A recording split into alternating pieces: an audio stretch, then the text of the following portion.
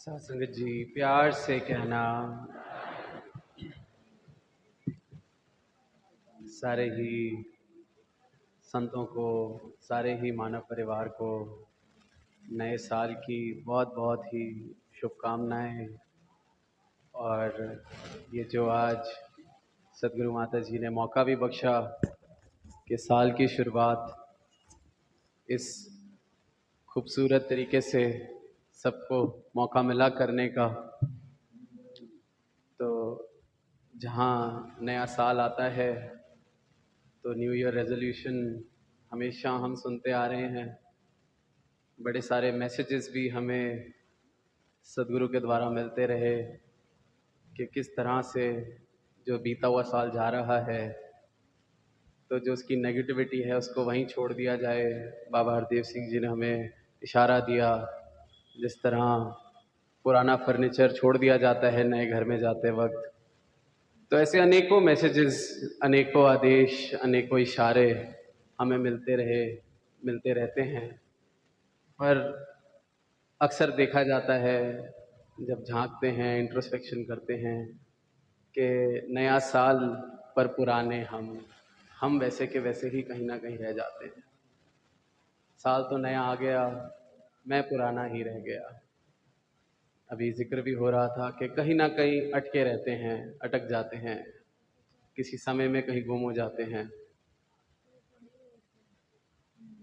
अब साथ संगत साल ये एक कैलेंडर का, इसको फॉल्ट भी कहा जा सकता है कि कैलेंडर बना इस तरीके से है कि हर 12 महीने बाद एक नया साल आ जाता है। पर उसको फॉल्ट ना कह के हम ये कहेंगे कि ये सदगुरु ने हमें एक और मौका दिया है सेलिब्रेट करने का, जिसको हम इस रूप में आज सेलिब्रेट भी कर रहे हैं। तो अब इस नए साल में प्रयास क्या रहना चाहिए, क्या करना चाहिए?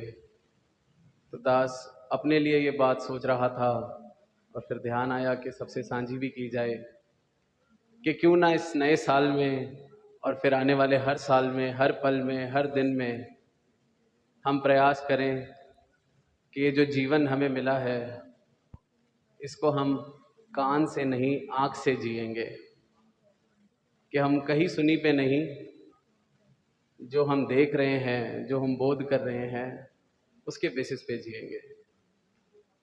और साथ संगत ये दास कोई नई बात तो बिल्कुल नहीं कर रहा, क्योंकि सदगुरु ने तो जब ये ब्रह्म ज्ञान दिया तो चाहा ही यही है कि ये जो तुम्हारे आगे प्रकट किया है निरंकार, इसको अच्छे से देख लो, समझ लो, इसका बोध कर लो और फिर अपना ये जो भक्ति भरा जीवन है इसकी शुरुआत करो, ताकि फिर किसी बुलेखे में, फिर किसी भ्रम में ना पड़ जाना। कन्नी सुन के अखी वेखो, फिर इसते एतबार करो। शहनशाह जी ने जिस प्रकार लिखा अवतार वाणी में, गुरु कहीं नहीं कह रहा कि तुम जल्दी करो, जल्दी जल्दी बात सुन लो, मान लो, पूछने की कहीं जरूरत नहीं, बस आंख बंद करो और विश्वास कर लो इस बात पर।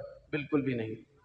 दुनिया के शायद तौर तरीके इस तरह के होंगे, पर सतगुरु का ये तरीका बिल्कुल नहीं होता, क्योंकि सतगुरु सिर्फ और सिर्फ सत्य देने के लिए हमें आया है और सत्य ही हमें दे रहा है। और जब सत्य किसी को प्राप्त हो जाए और जीवन उसका फिर भी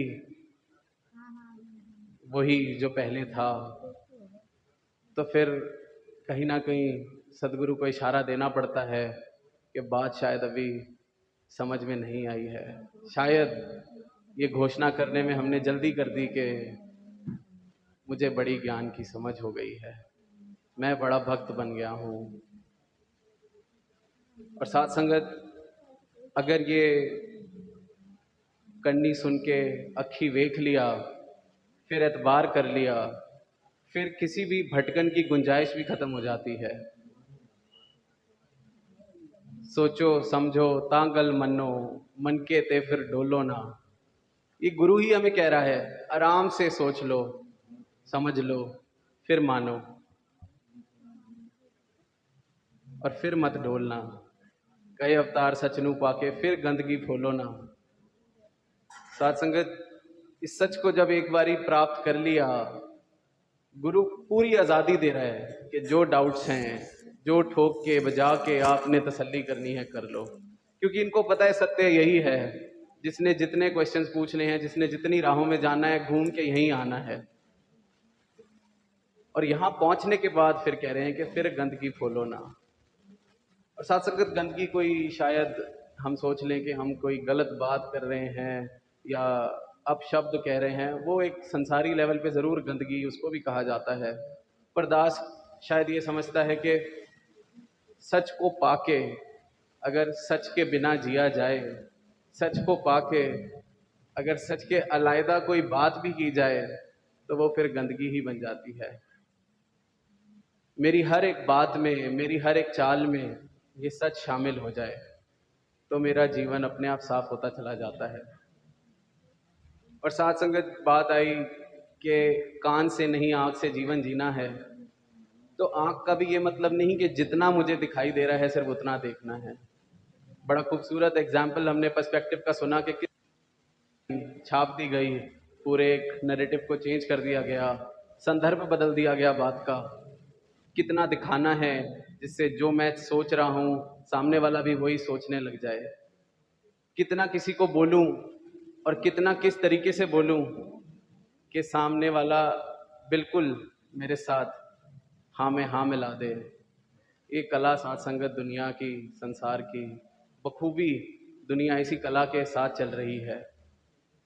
पर गुरु कह रहा है कि सत्य को देख लो, समझ लो, जान लो, इसका बोध कर लो, जीवन में इसके साथ इकमिक हो जाओ, फिर अपनी यात्रा शुरू करो। साथ संगत किसी बच्चे को जब मैथमेटिक्स की क्लास में 2+2 सिखाया जाता है,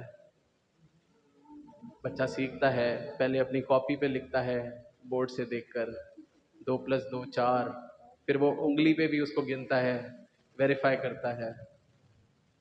जब उसकी सारी तसल्ली हो जाती है, उसका जब ये सबक पूरा हो जाता है, तो फिर उसको विश्वास की जरूरत भी नहीं पड़ती इस बात को कहने में कि 2+2 4 होता है, क्योंकि वो होता है। फिर विश्वास भी वहां से कि अगर कोई इसको बोले कि विश्वास करना 2+2 4 होता है, तो कहेगा विश्वास की तो कोई बात ही नहीं, ये तो सत्य है, 2+2 4 ही है।